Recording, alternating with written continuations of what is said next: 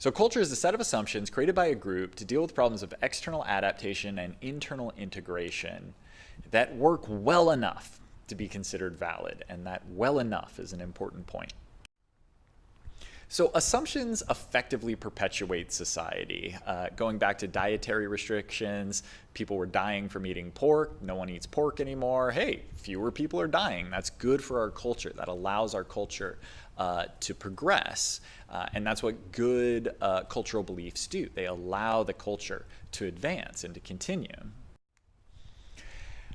So there's a little quirk of human psychology here, though, which leads to some very weird cultural beliefs. And that quirk is called intermittent reinforcement.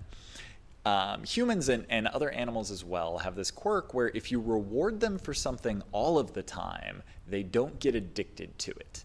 But if you reward them for something part of the time, then they do get really addicted to it. I have a cat, and I have trained my cat to come when I whistle. And the way I did that was ever since he was a kitten, I would whistle and I'd give him a treat. I'd whistle and I'd give him a treat.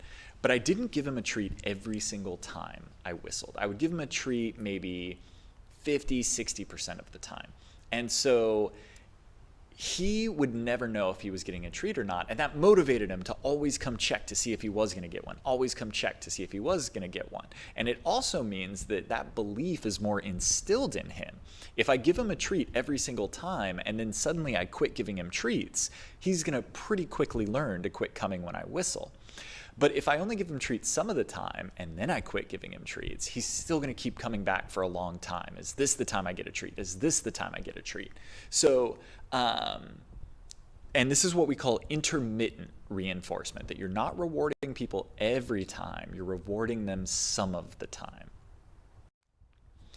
This is exactly how gambling works, that with a slot machine, you don't win every time, you win some of the time. And it's this idea of like, oh, it's going to be this time, it's going to be this time, it's going to be this time, that gets people addicted to it. And it can be an incredibly powerful type of addiction. And this is also exactly how social media works. And this isn't a coincidence. Social media designers purposefully use intermittent reinforcement to get you addicted to their app. We get all these notifications from our apps, and every time you get a notification, I mean, most of the time it's just something boring, right? But occasionally it's something exciting. It's something that makes you angry. It's something that makes you happy. It's something that you have a strong response to. You get a reward by looking at it. Not every time you get the notification, but every once in a while, intermittently, you get that reward, and that makes you addicted to your social media.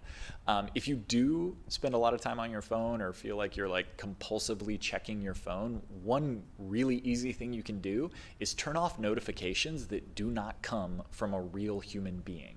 So text message, yes, you want a notification for that. Facebook gives you notifications for like events and other stuff like that. They're not coming from a real human being. They're coming from a robot, from an algorithm. Turn those off. You don't need them. Okay, so this quirk of intermittent reinforcement leads to cultural beliefs that work okay some of the time. And as long as they don't make things worse, as long as they don't hinder society, then they're perpetuated from one generation to the next. So think about it like this. You're a farmer, there's a drought. You pray on Monday for some rain, and it doesn't rain Monday. You pray on Tuesday for some rain, and it doesn't rain Tuesday. You pray on Wednesday for some rain, and then Wednesday night it rains.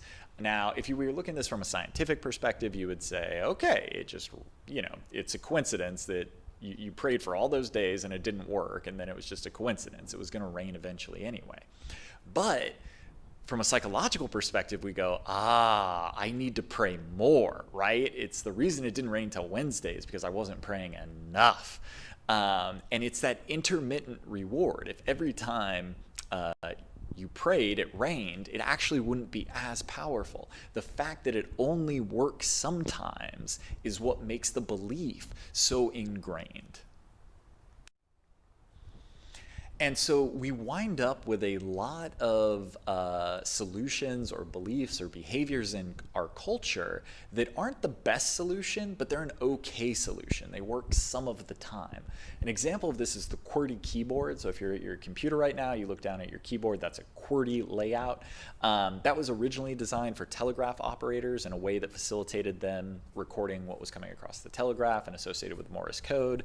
Most people don't telegraph person isn't a growing industry, right? And yet we've kept that layout. There's a much more efficient layout called the Dvorak layout, which is much easier to type on and much faster, and yet we don't pivot to it because the QWERTY keyboard works okay.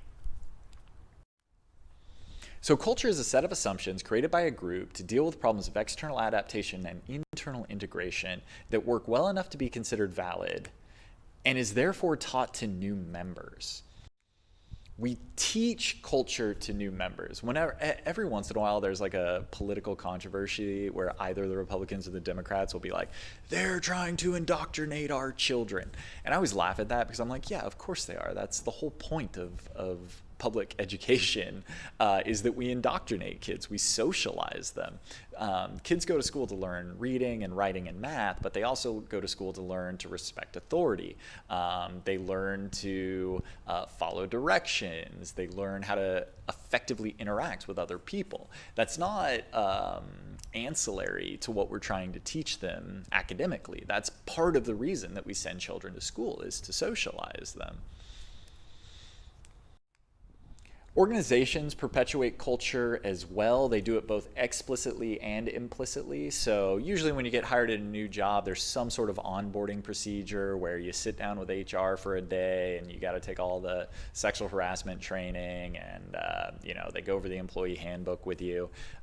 And you probably don't learn a lot in that onboarding, but it's this onboarding procedure where all of the explicit rules of the culture are communicated to you.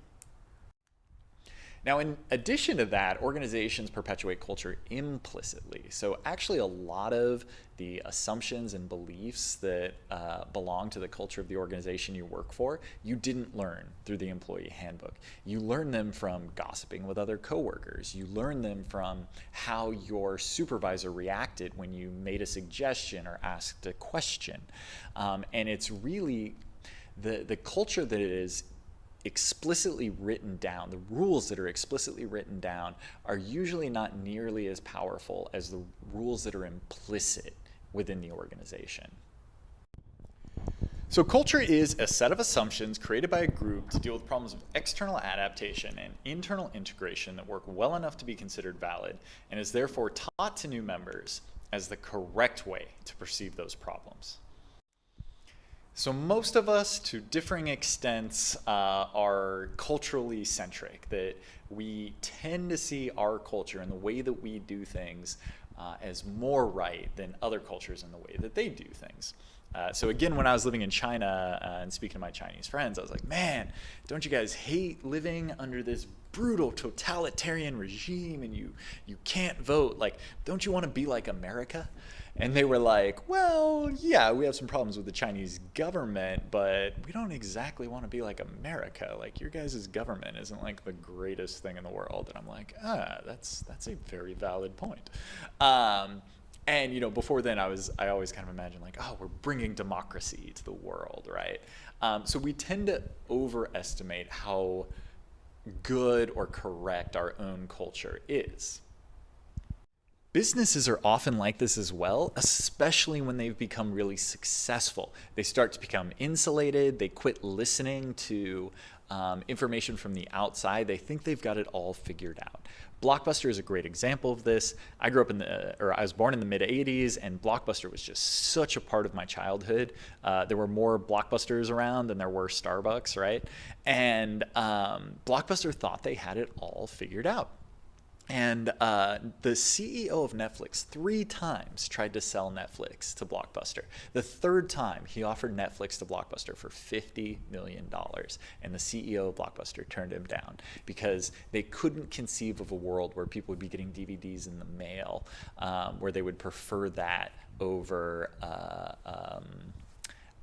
going into a store and getting them, and they didn't anticipate the impact of streaming on renting videos.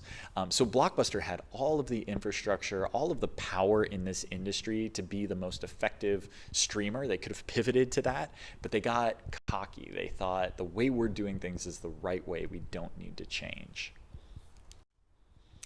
All right, so that is culture. It's a 7-part definition. Culture is a set of assumptions, and assumptions are beliefs that we don't even know we have. They're created by a group to deal with problems of external adaptation, and external adaptation just means threats from the outside environment, and internal integration, which is how people within the culture interact with one another, that work well enough to be considered valid. They don't have to be the best way as long as they work, and is therefore taught to new members as the correct way to perceive those problems.